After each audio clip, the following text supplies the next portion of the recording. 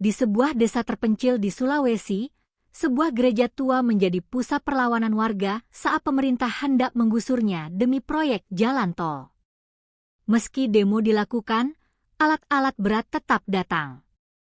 Namun sesuatu yang tak masuk akal terjadi, semua mesin peruntuh justru rusak seketika di hadapan gereja.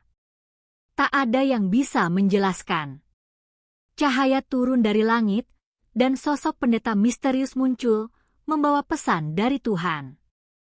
Keajaiban demi keajaiban terjadi, membuat ribuan orang berbondong-bondong datang dan banyak yang akhirnya berpindah iman. Inilah kisah nyata kuasa Yesus yang menolak disingkirkan di tempat yang dunia anggap sepele.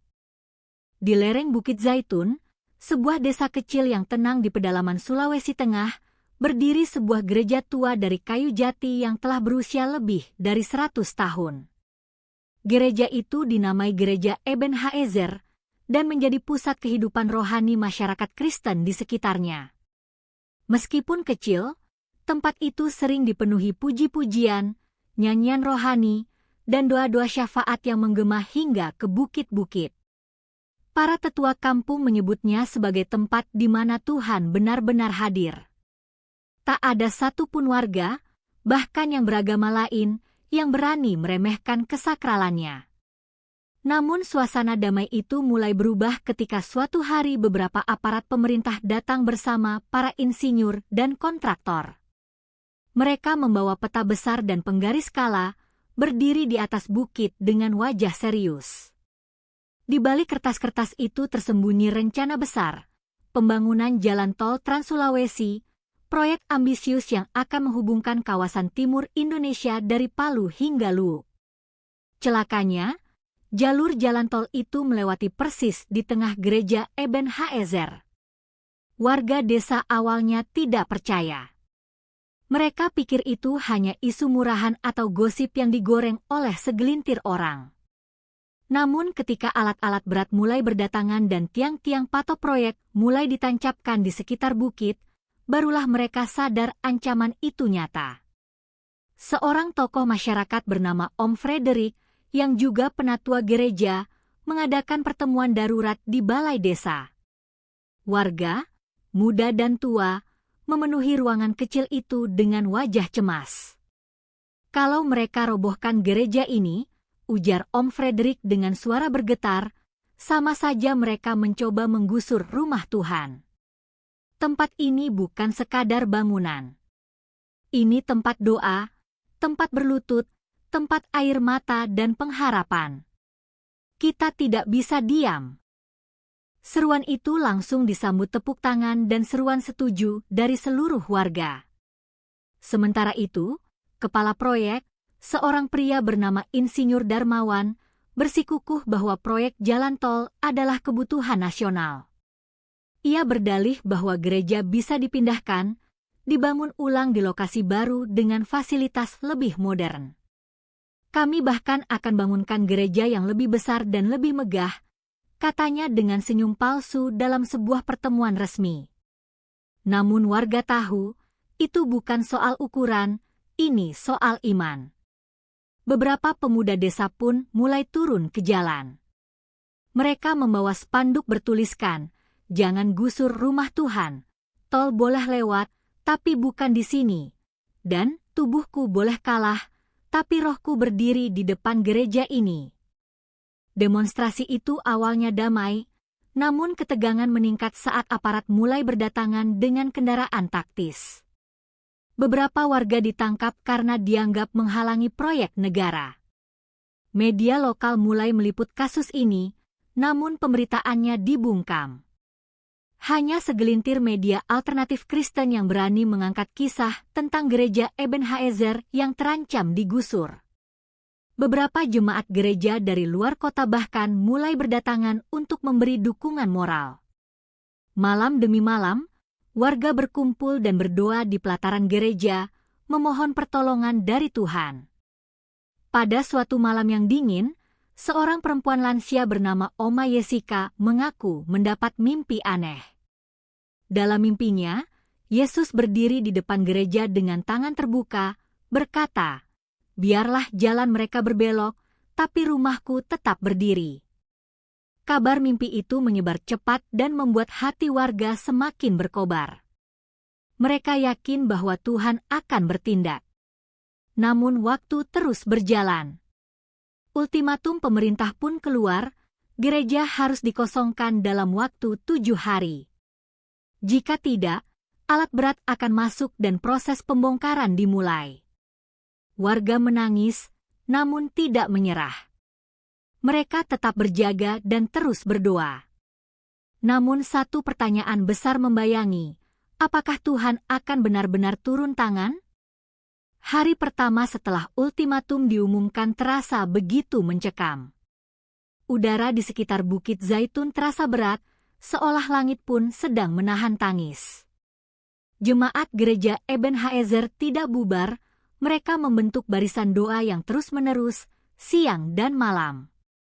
Dari anak-anak hingga lansia, mereka bergantian berjaga sambil menyanyikan lagu-lagu pujian. Tak satu pun dari mereka ingin melihat rumah Tuhan mereka dihancurkan. Pemerintah daerah mulai mengerahkan tim keamanan untuk mengatur jalannya evakuasi. Insinyur Darmawan, yang memimpin proyek, menganggap keteguhan warga hanya sebagai emosi sementara. Ia berjanji pada atasannya di Jakarta bahwa semua akan beres dalam seminggu.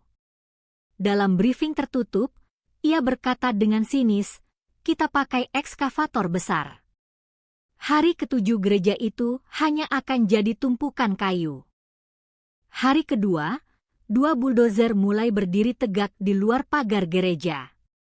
Warga semakin resah, tapi mereka justru mempererat barisan. Beberapa pemuda membentuk pagar hidup di depan gereja sambil membawa salib kayu dan kitab suci. Pastor lama yang sudah sepuh, Pendeta Lukas, datang dari kota untuk ikut berjaga. Dengan suara parau, ia berkata, "Rumah ini dibangun dengan air mata dan pengorbanan. Jika harus hancur, maka biarlah kami hancur bersamanya." Hari ketiga, hujan turun deras, membasahi bukit dan jalanan proyek. Beberapa pekerja mulai ragu, ada yang membisikkan cerita-cerita mistis tentang suara nyanyian yang terdengar dari gereja saat malam hari, padahal tak ada orang di dalam. Insinyur Darmawan menepis semua itu. "Jangan bodoh. Itu hanya psikologi massa. Kerjakan saja tugasmu." Hari keempat dan kelima, suasana semakin panas. Warga yang sebelumnya hanya dari desa itu, mulai didatangi oleh jemaat dari berbagai kota, Palu, Luwu, bahkan dari Makassar. Mereka datang membawa makanan, air, dan semangat solidaritas. Gereja Ebenezer berubah menjadi simbol perlawanan umat Kristen yang merasa terinjak hak rohaninya oleh kepentingan negara. Hari ke-6, aparat mulai kehilangan kesabaran. Sekelompok polisi mulai merobohkan tenda-tenda warga. Terjadi bentrok kecil di gerbang gereja, beberapa pemuda ditarik paksa dan diborgol. Ibu-ibu menangis, anak-anak berpelukan ketakutan. Tapi dari dalam gereja terdengar suara nyanyian yang tidak berhenti. Kuasa MU nyata Tuhan, tak tergoyahkan. Malam itu, hujan kembali mengguyur deras. Angin menerpa lembah dengan kencang. Kilat menyambar langit dan guntur bergemuruh. Di tengah badai, sebuah suara dari pengeras gereja memimpin doa. Itu suara Pendeta Lukas. "Tuhan, jika Engkau masih bersemayam di tempat ini, tunjukkan kuasa MU. Jangan biarkan mereka mempermalukan nama MU.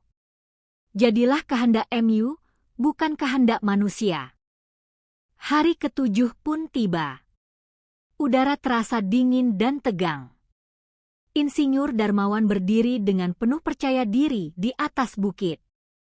Ia memberi isyarat, dan 2 buldozer besar mulai mendekati gereja. Beberapa warga mencoba menghalangi, tapi ditarik mundur oleh aparat.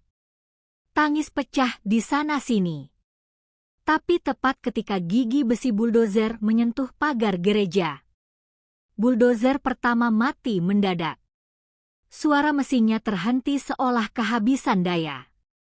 Operatornya panik, mencoba menyalakan ulang, tapi tidak berhasil. Buldozer kedua maju beberapa meter, tapi kemudian bannya terangkat sendiri, seolah tersandung sesuatu yang tak terlihat. Mesin mengeluarkan asap tebal lalu meledak kecil. Operatornya melompat keluar dengan wajah pucat. Semua orang terdiam. Insinyur Darmawan berteriak, "Lanjutkan! Lanjutkan! Itu cuma masalah teknis." Namun tak satu pun mesin mau menyala lagi. Bahkan ekskavator cadangan yang didatangkan malam sebelumnya juga mogok bersamaan. Kepala proyek kebingungan. Para teknisi saling menyalahkan. Ada yang menyarankan untuk menunggu sehari, tapi Insinyur Darmawan sudah murka. Tiba-tiba, langit yang tadinya mendung terbuka sedikit, dan seberkas cahaya matahari menyorot langsung ke atas atap gereja Eben Haezer. Dan di depan pintu gereja, berdiri sosok yang tak dikenal oleh siapapun. Seorang pria berjubah putih dan rambut sebahu, membawa tongkat kayu, melangkah tenang ke arah kerumunan sambil berkata, "Biarkan rumah Bapakku berdiri di tempat ini."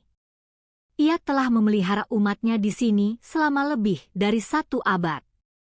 Semua orang terdiam. Bahkan aparat pun mundur setapak. Pria itu kemudian berdiri tepat di depan Insinyur Darmawan dan berkata, "Tidak semua tanah bisa dibeli, dan tidak semua rencana manusia lebih tinggi dari rencana Allah." Suaranya bergema, dan seketika suasana menjadi begitu hening hingga hanya terdengar suara angin dan nyanyian burung.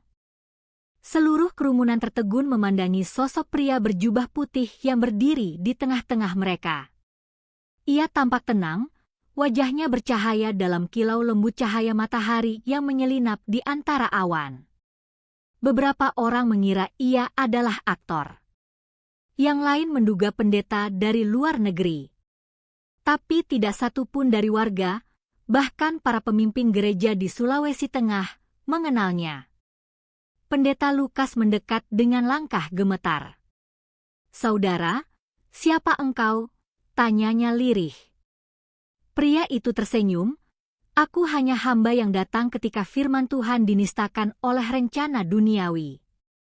Ia lalu menengadah ke langit dan mulai berdoa dalam bahasa yang tidak dikenal oleh sebagian besar warga, bahasa Ibrani kuno, seperti yang dipakai dalam Mazmur kuno. Saat ia mengangkat tangannya ke langit, angin sepoi berhembus, membawa aroma minyak zaitun dan kemenyan. Sejumlah warga bersaksi kemudian bahwa mereka merasakan hawa hangat menyelimuti tubuh mereka, seperti pelukan kasih dari sesuatu yang tidak bisa dijelaskan dengan logika manusia. Bahkan aparat yang sejak awal tampak keras dan tidak bersahabat, tampak tertegun dan menunduk. Insinyur Darmawan, yang selama ini berdiri teguh dengan keangkuhan, mulai goyah. Ia mencoba kembali memberi perintah lewat radio, namun suaranya parau. "Lanjutkan, hancurkan gereja itu," tapi tak satu pun operator menjawab. Radio mereka mati total, sinyal komunikasi menghilang begitu saja seolah dihapus dari udara. Pendeta misterius itu kemudian memanggil semua warga untuk duduk bersila di lapangan depan gereja. "Hari ini bukan hari pertikaian. Ini hari pengajaran," katanya. Ia membuka kitab kecil dari sakunya, bukan Alkitab biasa. Buku itu terlihat sangat tua, kulitnya dari kulit kambing, tulisannya menggunakan tinta emas. Ia membacakan firman dari kitab Yesaya, lalu beralih ke Injil Matius. Tuhan berkata, "Aku akan membangun jemaatku, dan alam maut tidak akan menguasainya. Siapa yang berani menyentuh rumah Allah, maka ia melawan tangan yang membentuk bumi." Suaranya menggema begitu kuat, tanpa pengeras, namun terdengar jelas sampai ke jalan utama di bawah bukit. Bahkan pengendara yang lewat berhenti dan mendongak ke atas. Tiba-tiba, seorang ibu dari warga desa, Ibu Mariana, berteriak sambil menangis. Dia ini yang kulihat dalam mimpi 2 malam lalu. Semua mata beralih padanya. Ia melanjutkan, dalam mimpiku, dia berdiri di atas gereja dan berkata, "Jangan takut, aku sudah datang." Aku kira itu hanya mimpi biasa. Tapi ternyata dia sungguhan datang. Perlahan, suasana berubah. Dari panas menjadi damai. Dari kacau menjadi tenang. Beberapa aparat mulai meletakkan tameng dan tongkat mereka. Ada yang bahkan duduk dan menangis pelan. Para teknisi alat berat menundukkan kepala, malu dan takut. Insinyur Darmawan berjalan mundur, wajahnya pucat pasi, tidak percaya dengan apa yang terjadi di hadapannya. Pendeta misterius itu lalu mendekat ke ekskavator yang rusak, meletakkan tangannya di atas mesin, dan berdoa. Mesin itu mendadak hidup kembali, tapi bukan untuk menghancurkan. Giginya mengarah ke tanah kosong di sisi kanan gereja, dan seakan dikenalikan oleh sesuatu yang tak terlihat, ekskavator itu bergerak sendiri dan mulai menggali arah yang lain. Sontak semua orang terpana. Jalan alternatif yang selama ini ditolak oleh pemerintah karena alasan tidak layak struktur, kini malah terlihat terbuka dengan mudah. Tidak ada bebatuan besar, tidak ada longsoran tanah. Jalan itu ternyata jauh lebih baik daripada jalur awal yang memaksa menggusur gereja. Para insinyur pun mengangguk kagum, seperti tersadar bahwa jalur Tuhan memang berbeda dari hitungan manusia. Sore hari, langit kembali cerah. Cahaya keemasan menyelimuti gereja Eben Haezer. Pendeta misterius itu berdiri terakhir kalinya di depan gereja, lalu berkata, "Biarkan tempat ini tetap menjadi terang di atas bukit. Karena siapa yang menyentuh terang, akan terbakar oleh kemuliaannya." Ia lalu berjalan turun ke arah hutan dan menghilang di balik pepohonan. Tak seorang pun melihat kemana ia pergi. Malam itu, warga desa mengadakan ibadah syukur yang dihadiri ribuan orang. Bahkan beberapa aparat dan teknisi proyek ikut duduk dan berdoa. Tangis haru, peluk kasih, dan pelukan sesama umat pecah di sana. Tapi lebih dari semua itu, sebuah bisikan iman mulai terdengar di hati banyak orang. Pagi setelah kejadian ajaib itu, desa Tumaluntung seperti berubah wajah. Jalan utama yang dulunya sepi kini dipenuhi peziarah dari berbagai kota di Sulawesi bahkan dari luar pulau. Mereka datang membawa rasa ingin tahu, tapi pulang membawa keheningan hati yang belum pernah mereka rasakan sebelumnya. Gereja Eben Haezer, yang hampir rata oleh alat berat, kini menjadi simbol perlawanan spiritual yang menyentuh hati banyak orang. Media nasional mulai berdatangan. Awak berita dari Jakarta, Makassar, dan Manado berdiri dengan kamera mengarah ke gereja. Namun setiap kali mereka mencoba merekam secara langsung ke arah gereja, entah mengapa layar mereka selalu muncul kabur atau gelap, seperti tertutup kabut gaib. Video hanya bisa diambil dari jauh, dan bahkan hasil rekamannya tidak bisa ditayangkan secara utuh. Ada gangguan teknis, begitu alasan dari stasiun-stasiun berita. Sementara itu, warga desa mulai membagikan kisah-kisah pribadi mereka. Ada yang mengaku melihat cahaya putih melingkupi gereja saat malam kejadian. Ada pula yang mengaku mendengar suara nyanyian pujian meski tidak ada yang menyanyi. Beberapa bahkan mengaku melihat sosok berjubah putih berdiri di atap gereja ketika semua orang telah pulang ke rumah masing-masing. Yang paling mengejutkan adalah laporan pertobatan dari beberapa aparat dan pekerja proyek tol. Kepala keamanan proyek, Sersan Mayor Paulus, yang sebelumnya dikenal galak dan sangat patuh pada perintah atasan, mendatangi pendeta Lukas sambil menangis.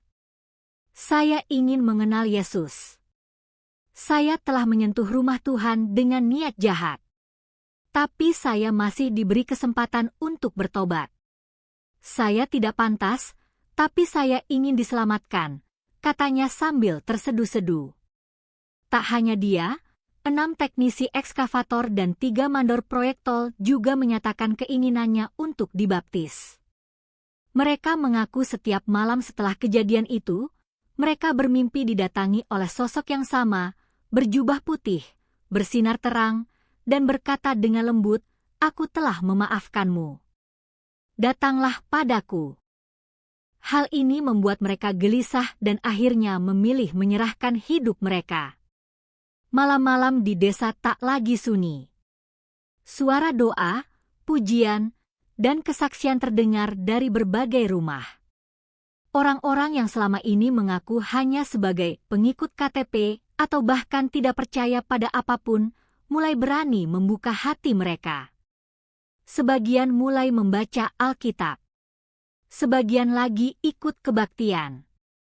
Bahkan beberapa tokoh agama dari agama lain pun datang, bukan untuk menantang, tetapi untuk mencari jawaban. Tentu saja, tidak semua pihak senang dengan perubahan ini. Ada tekanan dari oknum pemerintah tingkat provinsi yang menganggap ini sebagai pembangkangan warga terhadap proyek negara. Tapi suara warga kini bulat. Kami tidak menolak pembangunan, tapi jangan injak rumah Tuhan, ujar Ketua RT dalam salah satu wawancara televisi. Gereja Ebenezer menjadi tempat berkumpul lintas agama. Bahkan beberapa umat Islam datang, bukan untuk menyembah, tapi untuk duduk dan merenung. Mereka berkata, "Kami tidak tahu siapa sosok berjubah putih itu, tapi kami tahu tempat ini bukan tempat biasa." Dialog iman pun terjadi, tanpa caci maki, tanpa debat kusir, hanya keheningan yang mengikat hati dan pikiran. Mendengar berita ini, Gubernur Sulawesi Utara pun turun tangan.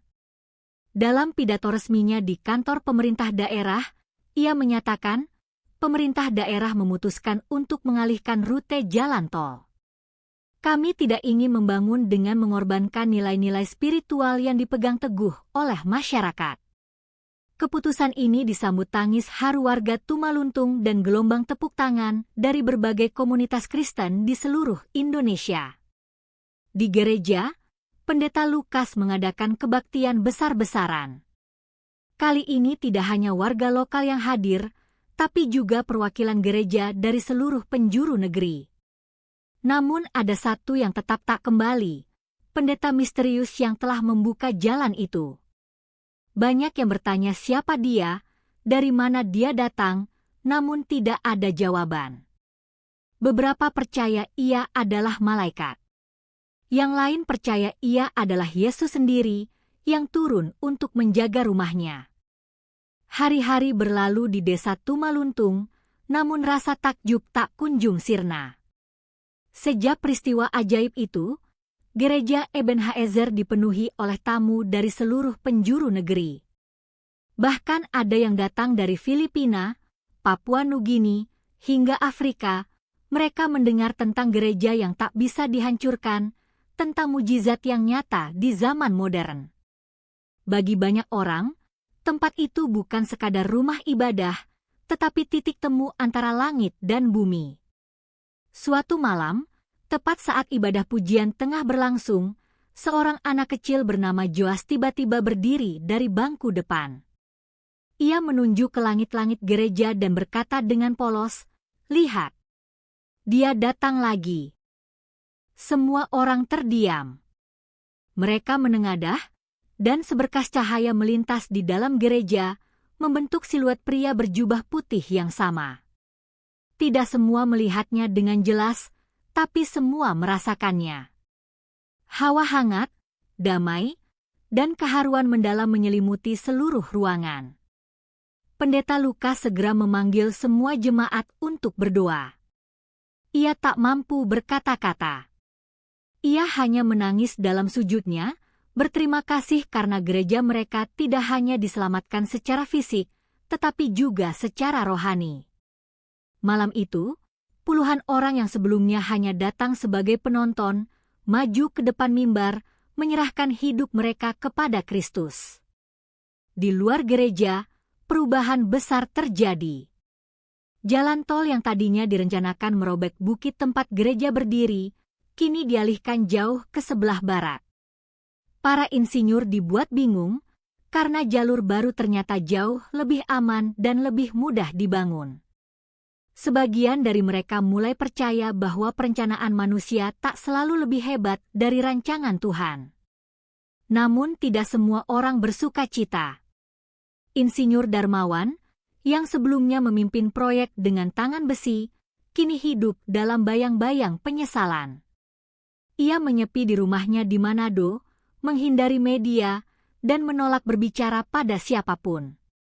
Namun pada suatu malam, ia menghubungi Pendeta Lukas, meminta pertemuan pribadi. Pertemuan itu terjadi di ruang belakang gereja. Dengan mata sembab, Darmawan berkata, "Saya tahu saya sudah salah. Saya merasa bersalah karena mencoba menghancurkan rumah Tuhan demi aspal dan beton." Ia menangis seperti anak kecil. Pendeta Lukas tak menuduh.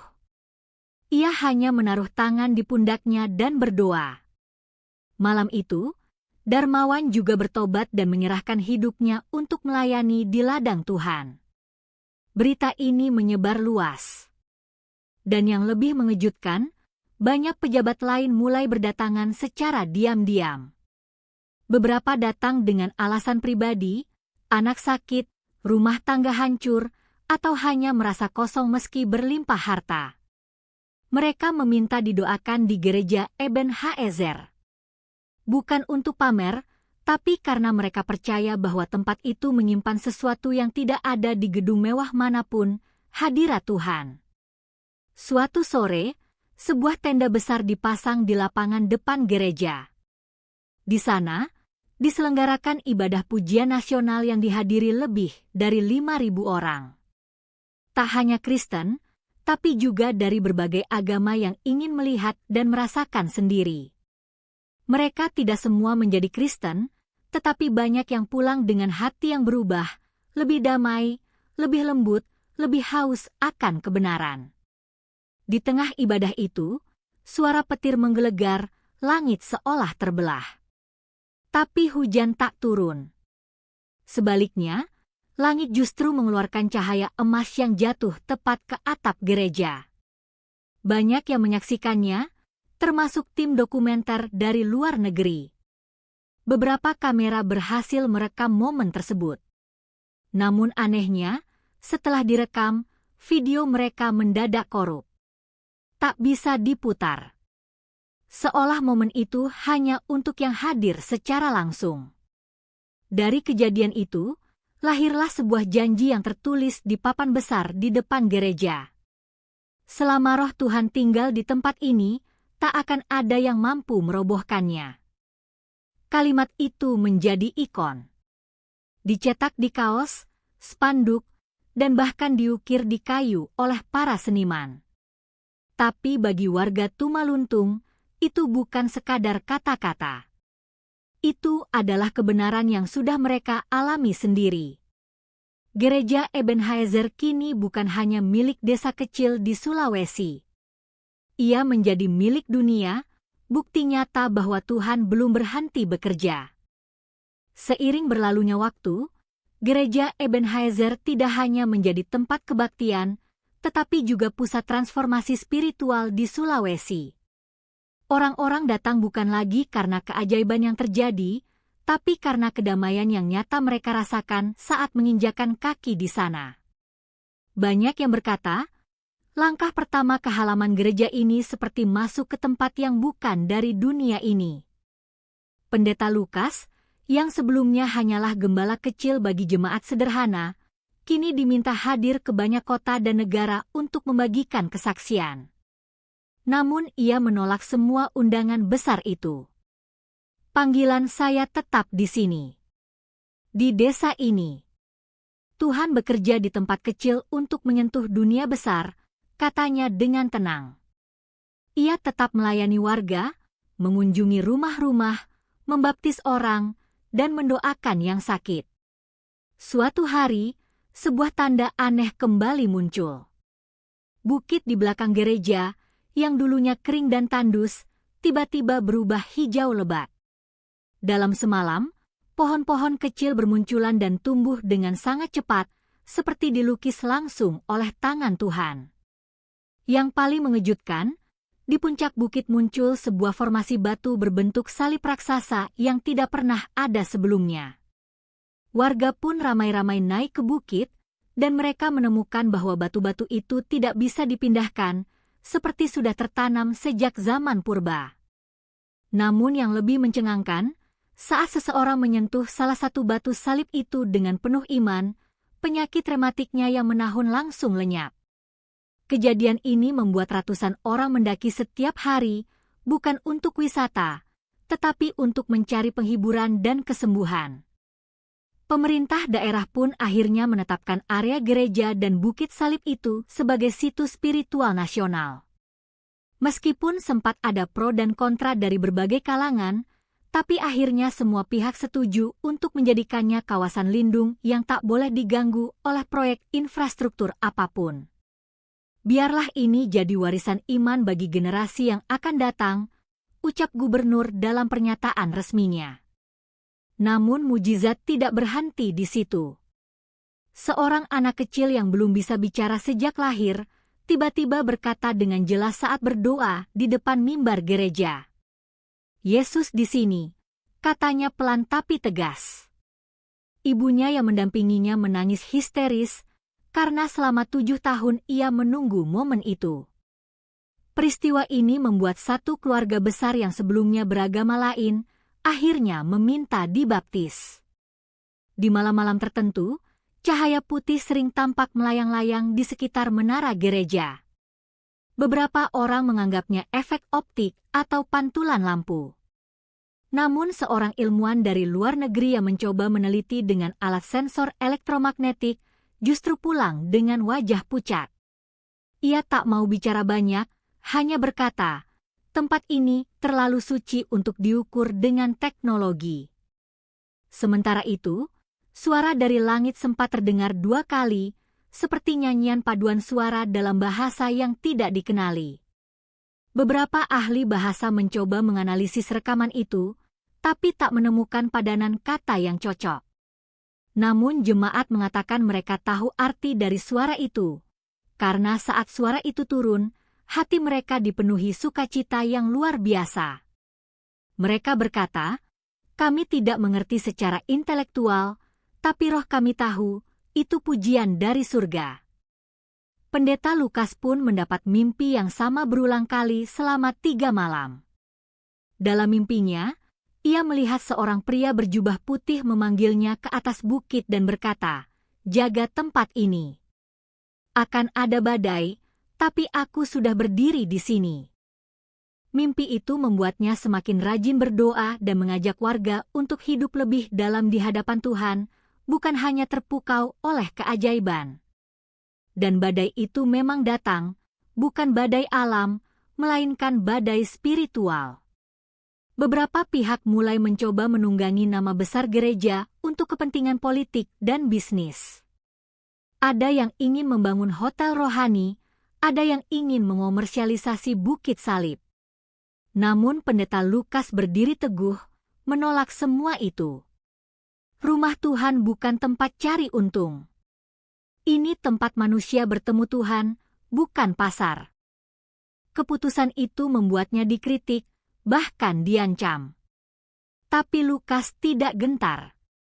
Ia tahu bahwa ketika Tuhan menjaga suatu tempat, tak ada rencana jahat yang bisa menang. Ia berdiri di depan mimbar, dengan suara gemetar namun penuh kuasa, dan berkata, selama Yesus memerintah atas desa ini, maka tak satu pun kekuatan bisa menghancurkan kasih-Nya yang nyata di antara kita. Pagi itu, matahari bersinar tenang di atas desa Tumaluntung. Gereja Ebenezer tampak bersinar kemilau di terpa cahaya pagi. Tak ada suara alat berat, tak ada jejak protes, hanya suara alam dan nyanyian jemaat yang memenuhi udara. Hari itu adalah ulang tahun gereja yang ke-30, dan seluruh warga berkumpul dalam ibadah syukur, mengenang perjalanan panjang dari ancaman kehancuran hingga menjadi mercusuar iman. Pendeta Lukas berdiri di mimbar dengan wajah penuh damai. Uban telah memenuhi rambutnya, tapi suaranya tetap kuat. Di hadapan ribuan orang yang hadir, termasuk tamu-tamu dari luar negeri dan tokoh lintas agama, ia membagikan satu pesan sederhana. Semua yang terjadi di tempat ini bukan karena hebatnya bangunan, bukan karena hebatnya saya, tapi karena Yesus masih hidup. Dia tidak berubah. Ia lalu mengajak semua orang berdiri dan mengangkat tangan mereka ke langit. Dalam doa bersama yang menggetarkan bumi, semua suara bersatu, anak kecil, orang tua, mantan pejabat, para pengusaha, nelayan, bahkan mantan preman yang kini jadi hamba Tuhan. Suara mereka naik seperti gelombang ke surga. Dan pada saat itulah, langit yang biru berubah. Seberkas cahaya berbentuk salib muncul di awan, disaksikan oleh ribuan mata yang tak bisa mengingkari. Orang-orang menangis. Tak ada kata-kata. Tak ada keraguan. Banyak yang berlutut di tanah, memuji Tuhan dalam bahasa mereka sendiri. Tak peduli apakah mereka Kristen, Muslim, Hindu, atau bahkan tak punya agama sekalipun, semua merasakan sesuatu yang jauh lebih besar dari logika. Hari itu, iman bukan lagi sekadar label. Iman menjadi hidup yang bergerak di tengah mereka. Beberapa orang ateis yang hadir demi meneliti keajaiban, akhirnya tersungkur sendiri. Salah satu dari mereka, seorang profesor asal Jerman, berkata dengan suara gemetar, "Saya datang untuk menguji, tapi saya malah diselamatkan." Ia pun meminta dibaptis hari itu juga, bersama puluhan lainnya. Pendeta Lukas membaptis mereka di sungai kecil di belakang gereja, dengan air mata sukacita. Namun bukan hanya manusia yang berubah. Desa Tumaluntung pun mengalami kebangkitan ekonomi dan sosial yang luar biasa. Tanpa menjual tanah gereja, tanpa komersialisasi, tanpa hotel mewah, justru dengan kerendahan hati dan pelayanan yang tulus, desa itu menjadi tujuan rohani dunia. Banyak yang datang membawa masalah, pulang membawa pengharapan. Dan mereka menyebarkan cerita itu ke seluruh dunia. Lembaga-lembaga internasional pun mulai meneliti mengapa angka bunuh diri, perceraian, dan kriminalitas di desa itu nyaris nol. Mereka tak menemukan jawabannya. Namun warga desa tahu persis, Yesus tinggal di sini. Bukan hanya di gereja, tapi di rumah-rumah, di hati kami, dan di jalanan kami. Kalimat itu menjadi semacam moto tak resmi desa mereka. Suatu malam, Pendeta Lukas bermimpi lagi. Kali ini, pria berjubah putih berkata, "Tugasmu telah selesai. Sekarang giliran mereka." Ia terbangun dengan tenang. Pagi harinya, ia menyampaikan khotbah terakhirnya dengan tema, Estafet Kasih. Ia menyerahkan tongkat pelayanan kepada pendeta muda, Joas, anak kecil yang dulu pertama melihat cahaya di langit. Joas kini telah dewasa, lembut dan penuh hikmat. Pendeta Lukas meninggal dalam tidurnya malam itu. Tak ada tangisan, hanya syukur. Ribuan orang hadir di pemakamannya. Namun langit tetap cerah. Beberapa saksi berkata bahwa saat peti diturunkan, ada cahaya putih yang perlahan naik ke langit. Tak bisa dibuktikan secara ilmiah, tapi semua yang melihatnya tahu, seorang hamba Tuhan telah pulang, dan pelayanannya telah menembus dunia. Gereja Ebenezer kini berdiri sebagai simbol kasih yang tak tergoyahkan. Tidak karena temboknya, tetapi karena cerita di baliknya. Cerita tentang rakyat kecil yang mempertahankan imannya. Cerita tentang alat berat yang tunduk pada kuasa yang tak kelihatan. Cerita tentang Tuhan yang masih hidup dan bekerja hari ini. dan setiap orang yang datang ke sana selalu membawa pulang satu hal, sebuah bisikan dalam hati. Jika Tuhan sanggup menjaga sebuah gereja